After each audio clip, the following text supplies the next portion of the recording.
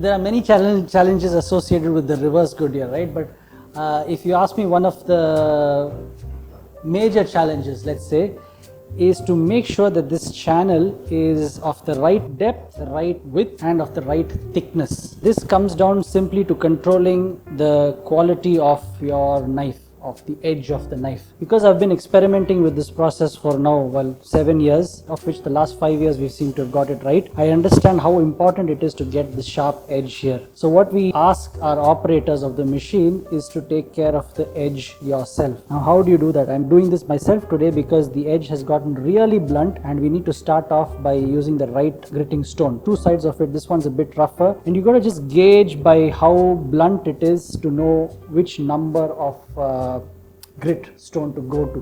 So you've got 10,000, you've got all the numbers in between, and somewhere here which is at about 1,000, 2,000, then going up to 5,000, and then finally the diamond which is around 8,000 to 10,000. In this case I'm starting off at about 2,000. First we get this wet. I had this soaked in water for a while. We had this made. My mentor Mr. Watanabe taught me how to do this. So we made a little contraption for ourselves. We have water below it and we let the stone soak in water for some time. Once that's done, this fits in right nice and tight. We use the angle of the knife, which has a slight angle. In this case it's about 15 degrees. This is out of a lot of experimentation that I've come to this amount. We put the knife, keep the angle. I hold this finger and this finger to keep it at the right angle, and then just go in one direction. It's important, we don't want to do this because that would kill the sharp edge. As it gets to the tip, you can imagine it gets thinner and thinner, so it's easy to break that edge. We've got to make sure we're not breaking the edge, and my left finger is doing that. And you just go in one direction. You don't put too much pressure, very light pressure. What's important is you get the angle right. Once it dries out a little bit, the stone, we put a little bit more water.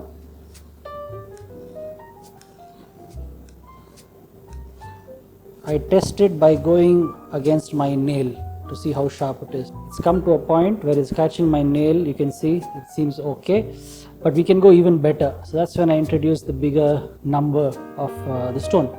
This is at about 5,000. So at 5,000 we're going to give the same action. The final step is where you use a green stone which has oils in it already, and that's the kind of finishing touch to it. So the oil also kind of protects the edge. We train our operators to take care of the knife edges themselves.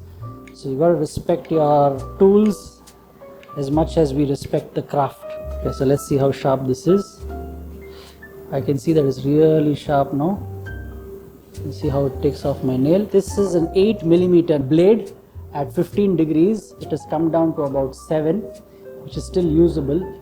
If it goes anywhere below 6, I would have to start off new. But this is, I was still able to salvage this blade. Now this is the most important thing when we're doing our Goodyear reverse. The angle, the depth, and then the thickness of this. That ensures that your welt sits well as close to the insole as possible without taking too much cavity off. So when you have the upper, the welt, and this channel, it all sits flat.